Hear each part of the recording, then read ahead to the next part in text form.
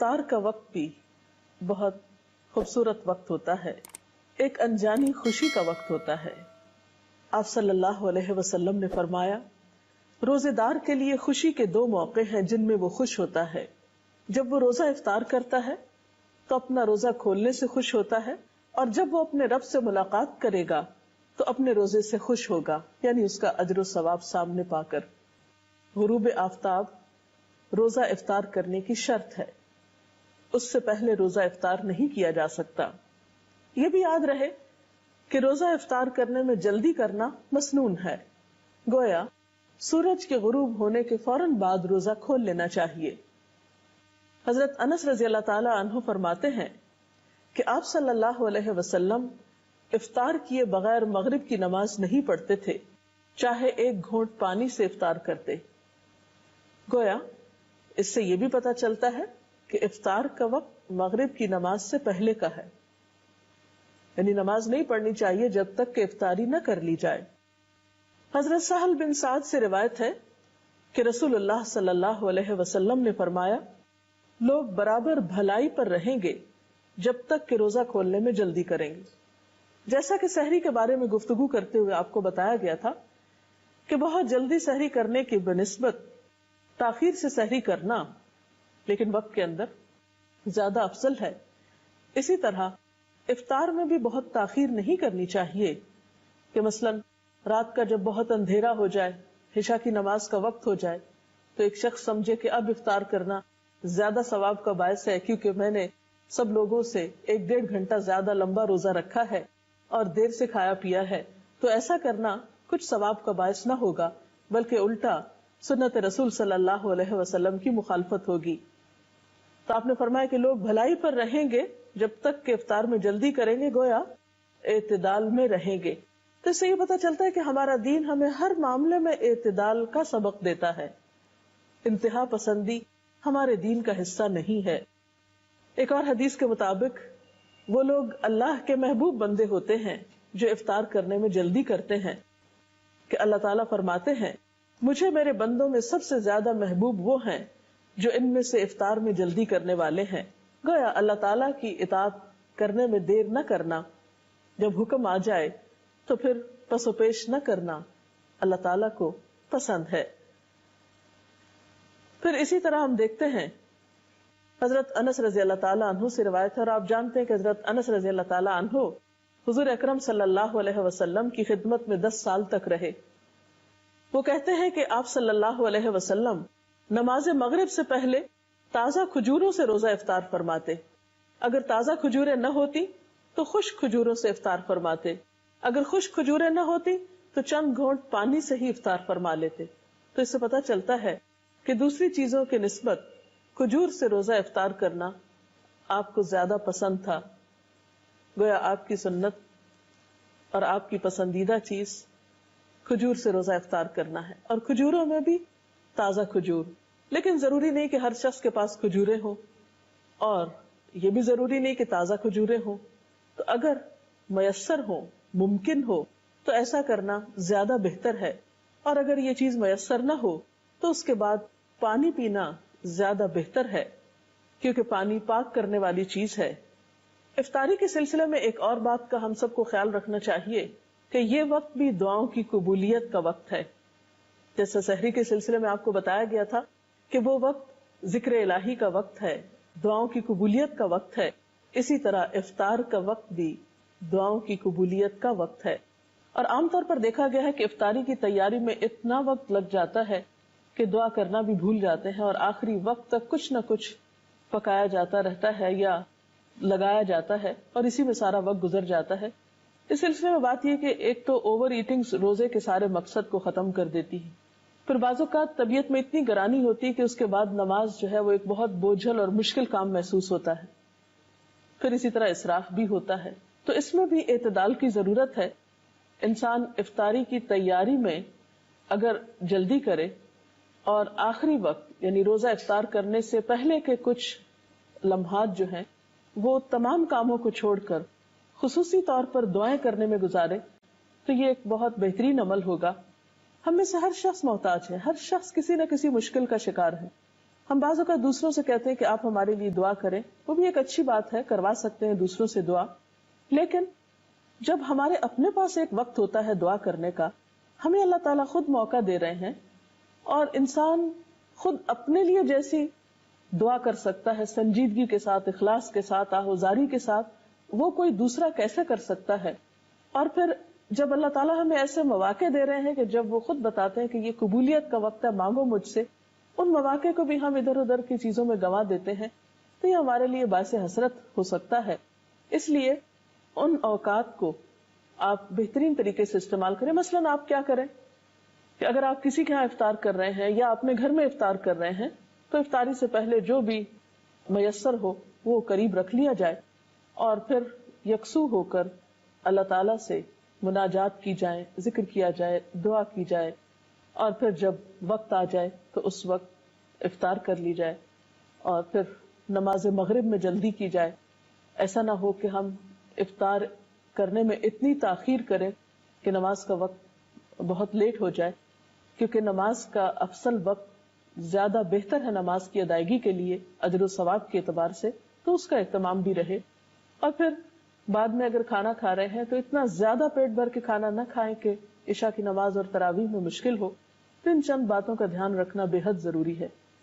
اس سلسلے میں ہم دیکھتے ہیں کہ آپ صلی اللہ علیہ وسلم نے فرمایا کہ 3 آدمیوں کی دعا رد نہیں کی جاتی: باپ کی دعا، روزہ دار کی دعا اور مسافر کی دعا۔ تو گویا انسان ان تینوں حالتوں سے فائدہ اٹھا سکتا ہے۔ والدین کو اپنے بچوں کے لیے خصوصی دعائیں کرنی چاہیے، اسی طرح روزہ دار افطار کے وقت خاص طور پر دعا کرے، دن میں بھی دعا کر سکتا ہے لیکن خصوصاً افطار کے وقت، اور اسی طرح مسافر بھی عام دنوں کی نسبت سفر کی حالت میں اللہ تعالیٰ کے زیادہ قریب ہوتا ہے، اس لیے اس کو اس موقع سے بھی فائدہ اٹھانا چاہیے۔ افطاری کے لیے آپ صلی اللہ علیہ وسلم نے خود بھی دعا سکھائی ہے۔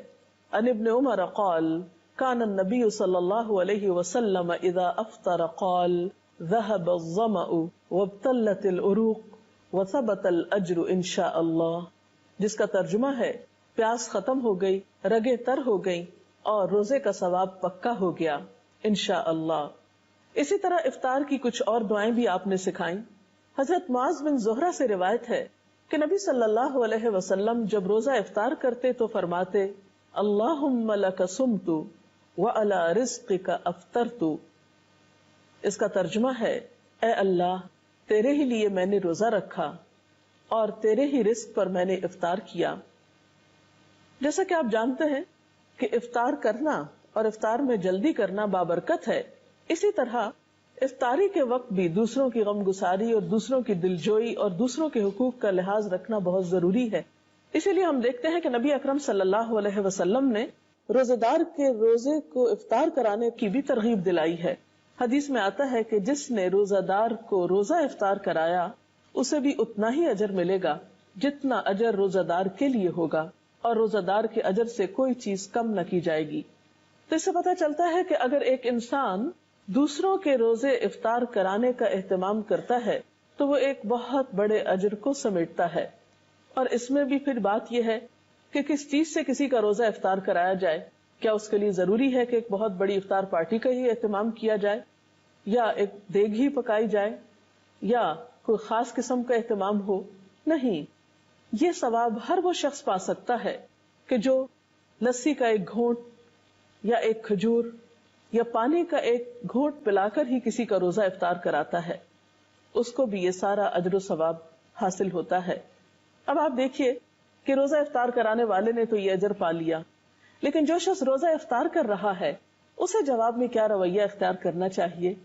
اسے بھی ایک ادب اور اخلاق سکھایا گیا کہ وہ افطار کرانے والے کے لیے دعا کرے، اور وہ دعا بھی آپ صلی اللہ علیہ وسلم نے خود سکھا دی۔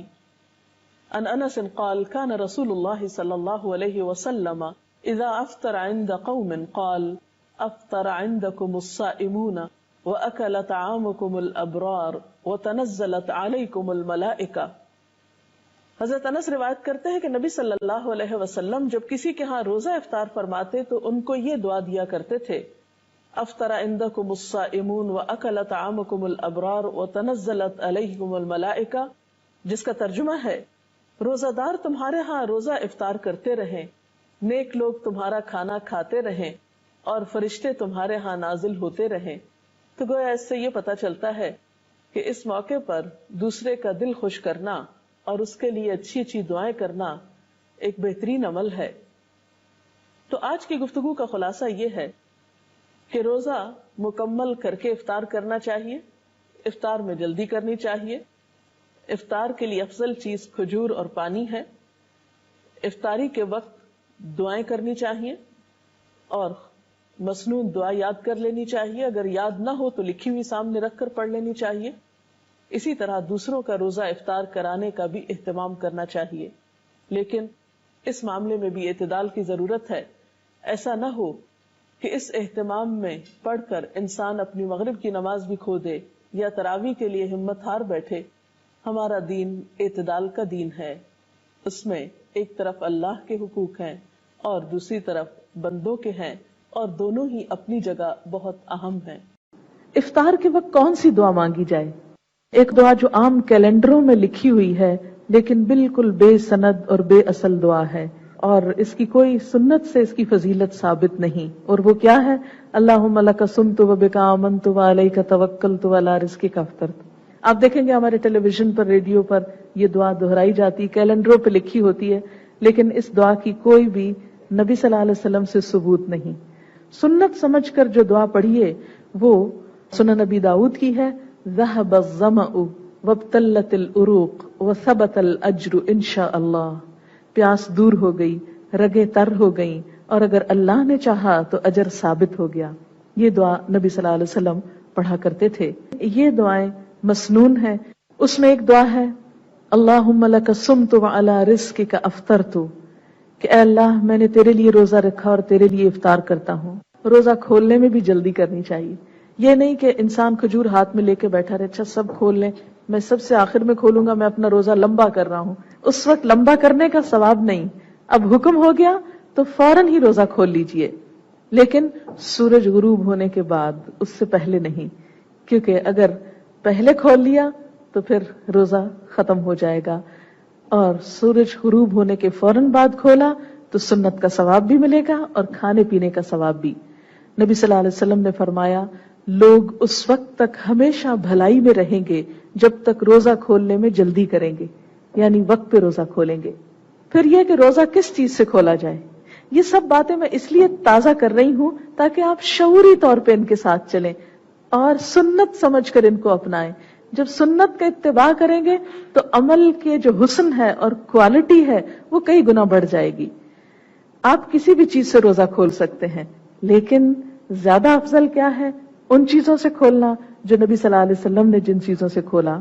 نبی صلی اللہ علیہ وسلم کا معمول تھا، یہ سنن نبی داؤد کی روایت ہے کہ نماز مغرب سے پہلے تازہ کھجوروں سے روزہ افطار کرتے، جس کو رطب کہتے ہیں، جو اردو میں ڈوکے جن کو کہا جاتا ہے، تازہ کھجور۔ اگر نہ ہوتی، یعنی موسم نہ ہو یا اویلیبل نہ ہو، تو چھواروں سے روزہ کھول لیتے، خشک کھجور سے۔ اگر چھوارے بھی نہ ہوتے تو پانی کے چند گھونٹ پی لیتے، اور اس کے بعد نماز۔ اگرچہ نبی صلی اللہ علیہ وسلم نے عجوا کھجور کی بہت تعریف کی، بہت سی بیماریوں کا علاج بھی اس میں ہے، لیکن وہ ہر ایک کو اگر میسر نہیں اور پاکستان میں خصوصاً اویلیبل نہیں ہوتی تو کوئی بھی کھجور، اس نیت سے کہ سنت ہے اور اس خوشی سے کہ یہ ہمارے لیے ایک مکمل غذا ہے، انشاءاللہ آپ کا روزہ مزید خوشگوار ہو جائے گا۔ باقی اس کے علاوہ اگر کچھ اور کھانا چاہیں تو منع نہیں ہے، اللہ تعالیٰ نے سہولت دی ہے، رخصت دی ہے۔